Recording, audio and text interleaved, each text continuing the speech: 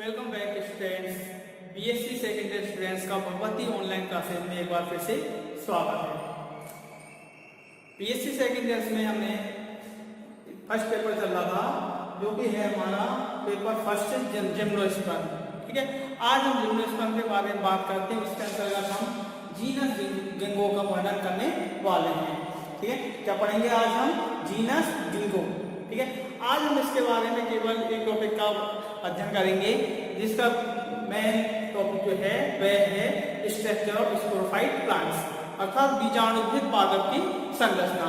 बीजाणुविद पादप की संरचना से पहले हम इसके बारे में इसका क्लासिफिकेशन, इसके आदर्श नाम वगैरह इसकी जानकारी प्राप्त करते हैं।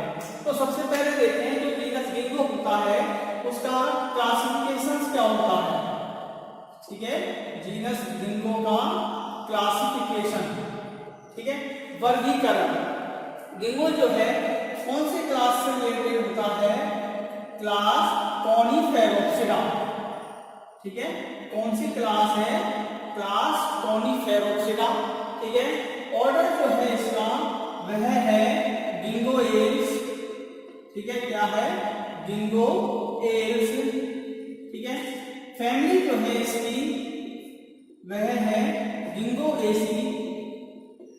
ठीक है, जिंगोएसी। ठीक है, नेक्स्ट जीनस जो है वह क्या है? जिंगो। ठीक है, जीनस क्या है? जिंगो।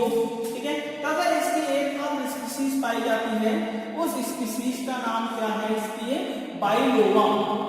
ठीक है, क्या है स्पीशीज का नाम? बाइलोबा, की लिविंग स्पीशीज, लिविंग मानी जाती है। एकमात्र लिविंग जिम्नोस्पर्म जो है वो क्या है? Ginkgo biloba. इसके बारे में देखें तो जिंगो जो है, ठीक है, कॉनिफेरोप्सिडा के अंतर्गत आता है क्लास। ऑर्डर जो है Ginkgoales, family Ginkgoaceae, genus Ginkgo, species biloba. याद रखना इस स्पीशीज का नाम बाइलोबा। एग्जाम में बहुत पूछा जाता है कि जिम्नोस्पर्म की जिंगो की किसी एक स्पीशीज का नाम बताइए, तो क्या नाम है उसका? Ginkgo biloba. ठीक है, मैं को देखें जिंगोएल्स जो है, ठीक है, जिंगोएल्स जो है जिम्नोस्पर्म का सबसे छोटा गण है। ठीक है, क्या है? Smallest order, smallest order of gymnosperm. ठीक है, स्मॉलेस्ट ऑर्डर ऑफ जिम्नोस्पर्म, अर्थात जिम्नोस्पर्म का जो सबसे छोटा गण माना जाता है, ठीक है, वह कौन सा माना जाता है? जिंगोएल्स। ठीक है, तथा इसमें केवल एक जीवित जीवाश्म है, वो क्या है? जिंगो, जो कि वर्तमान में पाया जाता है। ठीक है, जिंगो के दूसरे नाम की बात करें कि जिंगो दूसरे नाम से भी जाना जाता है। इसका जो कॉमन नेम है, ठीक है, कॉमन नेम देखिए जिंगो बाइलोबा का, तो जिंगो बाइलोबा का जो कॉमन नेम है वह है मैडन हेयर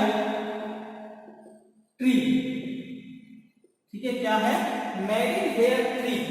ठीक है, जिंगो का दूसरा नाम है मैडन हेयर ट्री। ये भी क्वेश्चन पूछा जाता है आपसे आगे नंबर का, मैडन हेयर ट्री किसका नाम है या किस नाम से जाना जाता है? तो उल्टा सीधा कैसे भी क्वेश्चन पूछ सकते हैं। जिंगो का दूसरा नाम क्या है? मैडन हेयर ट्री किसे कहते हैं? तो याद रखना, मैडन हेयर ट्री किसको कहते हैं? हम जिंगो को कहते हैं। हिंदी में जो नाम है इसका केश कुमारी वृक्ष। ठीक है, क्या है? कुमारी केश वृक्ष, कुमारी केश वृक्ष। ठीक है, क्या नाम है इसका? कुमारी केश वृक्ष जिंगो का हिंदी में नाम होता है, मैडन हेयर ट्री या कुमारी केश वृक्ष। तो ये इसके क्लासिफिकेशन से संबंधित जानकारी है। तो याद रखना दो मोस्ट इंपोर्टेंट बातें, एक तो स्पीशीज का नाम बाइलोबा, दूसरा स्मॉलेस्ट ऑर्डर ऑफ जिम्नोस्पर्म जो कौन सा है? जिंगोएल्स, और जिंगो को किस नाम से जाना जाता है? कुमारी केश वृक्ष या फिर मैडन हेयर ट्री के नाम से जाना जाता है। ठीक है, तो इसके बाद देखते हैं हम नए टॉपिक पर आते हैं। इसलिए हम स्पोरोफाइट प्लांट्स के बारे में, ठीक है, क्या? Sporophyte plant, structure of sporophytic plant.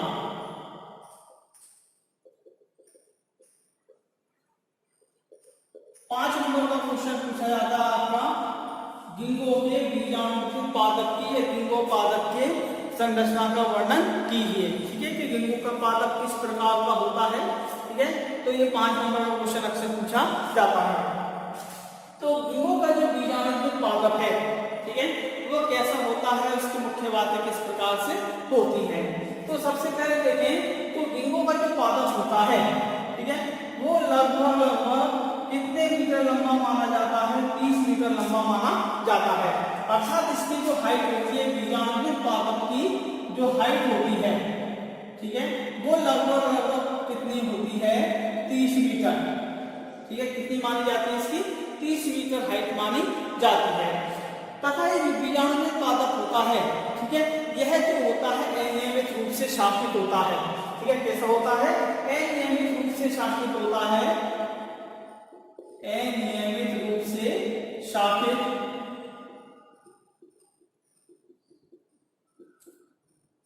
अर्थात इसमें कैसा शाखन पाया जाता है, असीमित शाखन। ठीक है, कौन सा शाखन, असीमित शाखन पाया जाता है।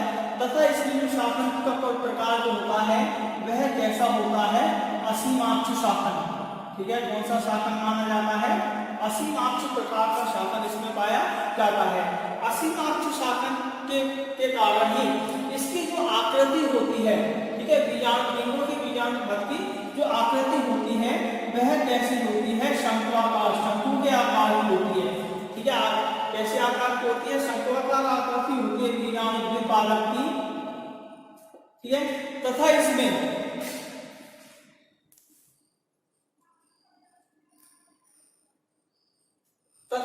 ऐसी असीमाक्ष शाखन पाया जाता है। इस असीमाक्ष शाखन क्या होता है कि सबसे पहले एक शाखा निकलती है, फिर एक शाखा निकलती है, इस प्रकार से इसमें इस प्रकार की शाखाएं विकसित होती जाती हैं, जिसके कारण, ठीक है, इसकी जो आकृति होती जाती है वह कैसी हो जाती है, शंक्वाकार हो जाती है। तथा इसमें मुख्य रूप से 2 प्रकार की शाखाएं पाई जाती हैं। ठीक है, कितने प्रकार की शाखाएं पाई जाती हैं, 2 प्रकार की शाखाएं इसमें पाई जाती हैं। शाखाएं जो हैं कौन कौन सी प्रकार की शाखाएं पाई जाती हैं, देखो, एक तो होती है इसमें सीमित वृद्धि वाली शाखाएं। ठीक है, कौन सी शाखाएं, सीमित वृद्धि वाली शाखाएं। तथा जो दूसरे प्रकार की शाखाएं पाई जाती हैं वह कौन से प्रकार की शाखाएं पाई जाती हैं, असीमित वृद्धि वाली शाखाएं पाई जाती हैं। ठीक है, कौन सी शाखाएं पाई जाती हैं, असीमित वृद्धि वाली शाखाएं इसमें पाई जाती हैं। तो ये बीजाणु पादप की संरचना का पहला पॉइंट, ठीक है, इसकी हाइट, आकृति वगैरह किस प्रकार का शाखन इसमें पाया जाता है। तो ध्यान रखें, बीजाणु पादप की संरचना, बीजाणु पादप की जो ऊंचाई जो होती है लगभग कितने मीटर लंबी होती है, 30 मीटर लंबी होती है। तथा इसमें अनियमित रूप से शाखन या असीमित शाखन पाया जाता है। शाखन का जो प्रकार है, ठीक है, वह कौन से प्रकार का है, असीमाक्ष शाखन प्रकार का पाया जाता है, जिसके कारण इसकी जो बीजाणु पादप की जो आकृति होती है वह किस प्रकार की पाई जाती है, शंक्वाकार आकृति पाई जाती है। इसमें 2 प्रकार की शाखाएं विकसित होती है, एक तो सीमित वृद्धि वाली शाखाएं और दूसरी असीमित वृद्धि वाली शाखाएं पाई जाती हैं। ठीक है, ये तो इसके बाह्य आकृति की बातें। नेक्स्ट हम देखते हैं कि इसमें पर्ण किस प्रकार की पाई जाती है। ठीक है, पर्ण जो होती है वह किस प्रकार की पर्ण पाई जाती है। सेकंड वन, पर्ण, लीफ। ठीक है, बीजाणु पादप में लीफ किस प्रकार की पाई जाती है, इसमें जो लीव्स होती हैं, ठीक है, वह किस प्रकार की पाई जाती है, पंखाकार। ठीक है, कौन सी आकृति की लीव्स पाई जाती हैं, पंखाकार आकृति पाई जाती है, फैन शेप पाई जाती है, या फिर वो कैसी होती है, रिबन लाइक शेप की होती है। ठीक है, चपटी होती है या विभिन्न प्रकार की पाई जाती है। इसकी जो पत्तियां होती हैं वह मोस्टली किस प्रकार की पाई जाती हैं, द्विभाजी शाखित। ठीक है, पत्तियां कैसी होती हैं, द्विभाजी शाखित होती हैं। नेक्स्ट क्या विशेषता होती है पत्तियों की, पर्णपाती होती हैं। ठीक है, कैसी होती हैं, पर्णपाती होती हैं। तथा इसमें किस प्रकार का विन्यास पाया जाता है, समानांतर शिराविन्यास पाया जाता है। कैसा विन्यास पाया जाता है, समानांतर शिराविन्यास पाया जाता है। तो ये इस प्रकार की पत्तियों की विशेषता होती है। इसकी पत्तियां देखें तो मुख्य रूप से किस प्रकार की पाई जाती हैं, इस प्रकार की।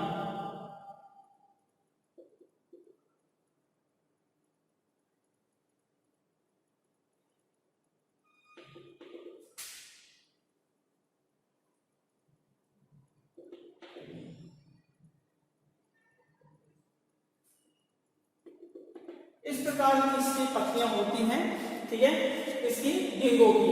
ये मुख्य रूप से देखो किस प्रकार की सीमित और असीमित वृद्धि वाली दोनों शाखाओं के दोनों प्रकार की शाखाओं पर पर्ण उपस्थित होती हैं, ठीक है। मोस्टली कैसी होती है, पंखे के आकार की या रिबन लाइक शेप की होती है। और देखो किस प्रकार की होती है, इनका जो अग्रभाग होता है उनका होता है दो भागों में बटा हुआ होता है। अर्थात पर्ण जो होती है इसकी किस प्रकार की पाई जाती है, द्विभाजी शाखित होती है, पर्णपाती होती हैं और इनमें मुख्य रूप से इस प्रकार का विन्यास पाया जाता है, समानांतर विन्यास पाया जाता है, ठीक है। तो ये इनके पर्णों की विशेषता है, ठीक है। तो याद रखना पर्ण की विशेषता strand shape, ribbon like shape, द्विभाजी शाखित, पर्णपाती और समानांतर शिरा विन्यास पाया जाता है। नेक्स्ट देखें, और यह जो होती है वो कैसी होती है, शाखित प्रकार की पाई जाती है। पर्ण के पश्चात देखते हैं कि इसके जो मुख्य भाग है, ठीक है, तीसरा जो भाग है वह क्या है, जड़, ठीक है, मूल रूट। तो रूट इसकी जो है सिंपल प्रकार की पाई जाती है, ठीक है। मोस्टली इसकी गिंगों की रूट जो है, मूल जो है, जड़ सिंपल प्रकार की पाई जाती है, ठीक है। जड़ें जो होती हैं वो कैसी होती हैं, गहरी, ठीक है। जड़ें जो होती है वह कैसी होती हैं, गहरे प्रकार की होती है। तथा इसकी जो जड़ें हैं, ठीक है, उसमें कौन से प्रकार की जड़ पाई जाती है, मूसला मूल तंत्र उपस्थित होता है, ठीक है। कौन सा मूल तंत्र उपस्थित होता है, मूसला मूल तंत्र इसमें पाया जाता है, ठीक है, मूसला मूल तंत्र उपस्थित होता है। नेक्स्ट देखें, जड़ के पश्चात तो इसमें जो होता है तना जो होता है, ठीक है, तना जो होता है वह कैसा होता है, ठोस होता है, ठीक है। और कैसा होता है, इसमें सघन प्रकार की तारुक पाई जाती है, ठीक है। कौन से प्रकार की, सघन तारुक प्रकार की काष्ठ पाई जाती है, सघन तारुक काष्ठ उपस्थित होती है। सघन तारुक काष्ठ का मतलब होता है पिक्नोजाइलिक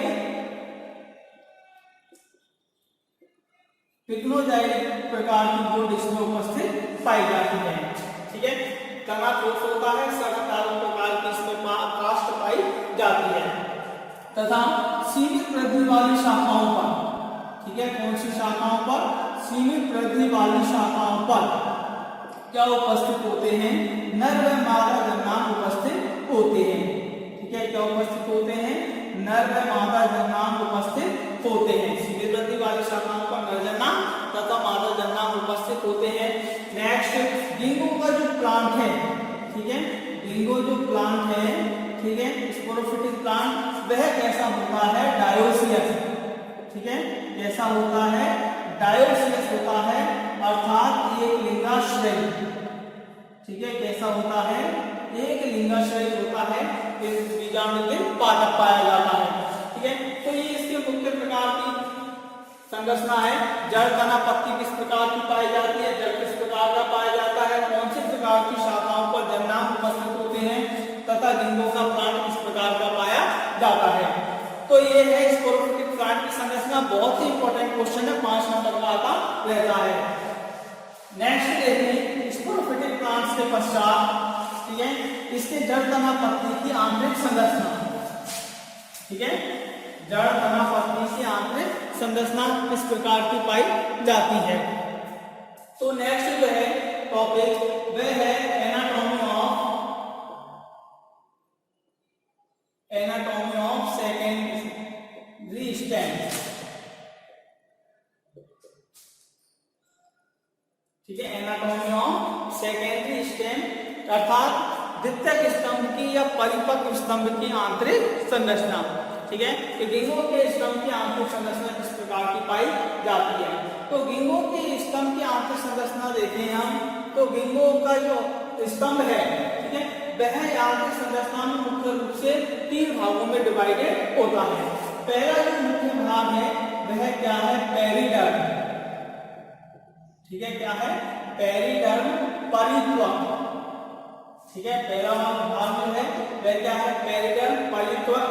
दूसरा जो भाग है वह क्या है, कॉर्टेक्स वल्कुट। ठीक है, वल्कुट। थर्ड जो है, ठीक है, वह क्या है, वेस्कुलर सिस्टम।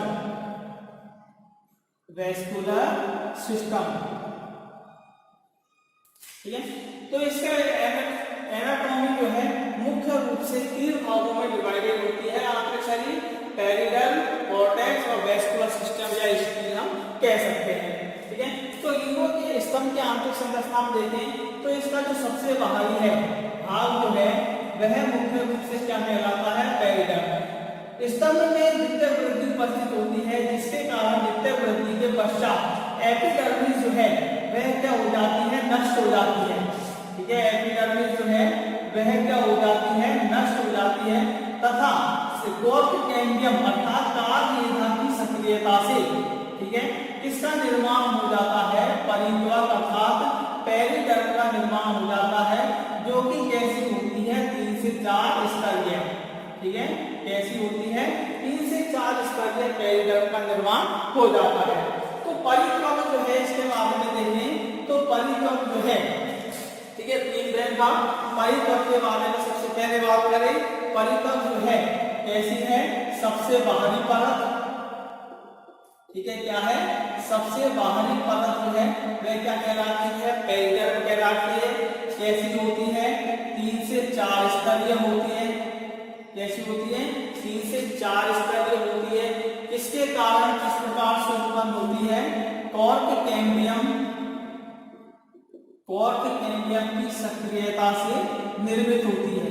ठीक है, इससे निर्मित होती है, कॉर्क कैम्बियम की सक्रियता से यह निर्मित होती है, तथा इसलिए जो कॉर्क पेरिडर्म है मुख्य रूप से 3 भागों में डिवाइडेड होती है, फिलम, फेलोजन एंड फेलोडर्म। ठीक है, तो ये इसके लिंगों के स्तंभ की पहला जो भाग है वह क्या कहलाता है, परित्वक कहलाता है। नेक्स्ट जो दूसरा भाग है, ठीक है, वह क्या है, वल्कुट, कॉर्टेक्स। ठीक है, दूसरा भाग जो है वह क्या है, वल्कुट, कॉर्टेक्स। इसका जो कॉर्टेक्स होता है, ठीक है, वह कैसा होता है, 3 से 4 स्तरीय प्रकार का पाया जाता है। ठीक है, कैसा होता है, 3 से 4 स्तरीय होता है। और यह जो है कॉर्टेक्स मुख्य रूप से कौन सी प्रकार की कोशिकाओं से निर्मित होता है, मृदुकीय कोशिकाओं से निर्मित होता है। ठीक है, किससे निर्मित होता है, मृदुकीय कोशिकाओं से यह निर्मित होता है, तथा इसकी कुछ कोशिकाओं में, ठीक है, क्या उपस्थित होती है, म्यूसिलेज कैनाल उपस्थित होती है। ठीक है, क्या उपस्थित होती है, म्यूसिलेज कैनाल उपस्थित होती है।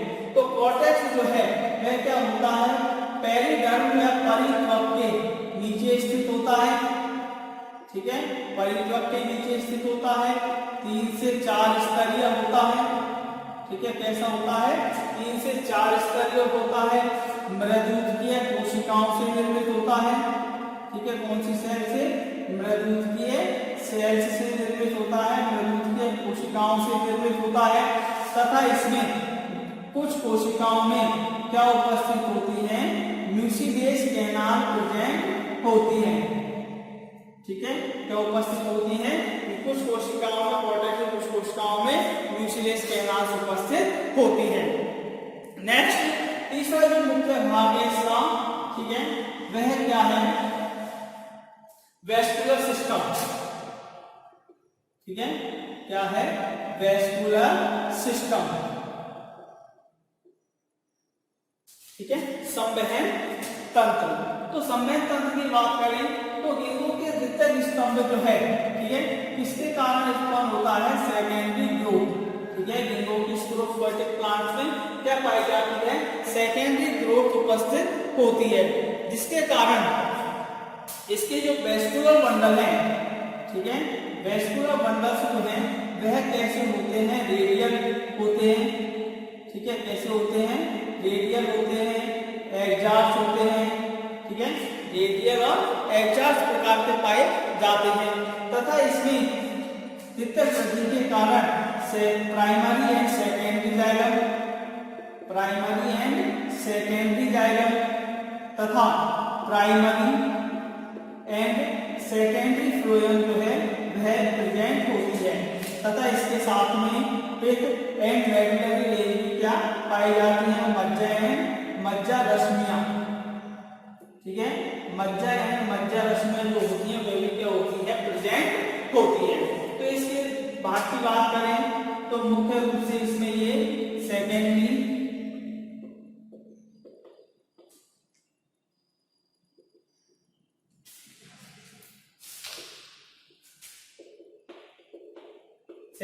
फ्लोएम में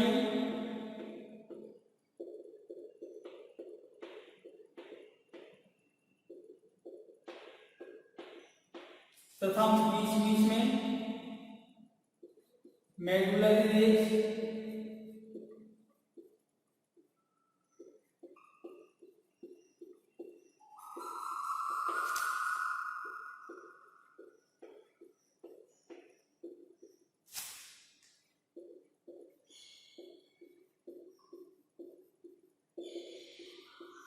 मेडुलरी रेज तथा सबसे सेंट्रल भाग में क्या उपस्थित होता है, पित्त उपस्थित होता है।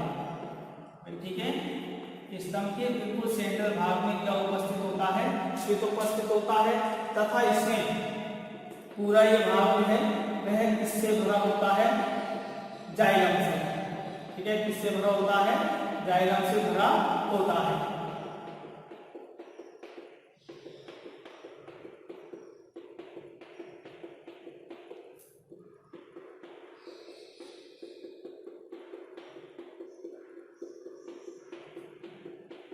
ये इसकी सेकेंडरी स्ट्रक्चर। ठीक है, स्टेम की तो ये भाग क्या है, पेरिगर्म। ठीक है, यह भाग क्या है, कॉर्टेक्स, जिसके अंदर ये क्या है, म्यूसिलेज कैनाल, म्यूसिलेज कैनाल। ठीक है, phloem, xylem, medullary rays, medullary rays and पित्त। ठीक है, क्या है, पित्त। ये इसके सेकेंडरी स्टेम की, ठीक है, एनाटॉमी। तो याद रखना, 5 नंबर का क्वेश्चन आता रहता है, एनाटॉमी ऑफ सेकेंडरी स्टेम। 3 भाग है, पेरिगर्म, कॉर्टेक्स और वेस्कुलर सिस्टम। ठीक है, तो आज बस इतना ही लिंगों के बारे में सामान्य जानकारी आज हमने पढ़ी, classification, sporophytic plant structure, anatomy of secondary stem. कल से हम देखते हैं लिंगों में रिप्रोडक्शन। ठीक, ओके, थैंक यू।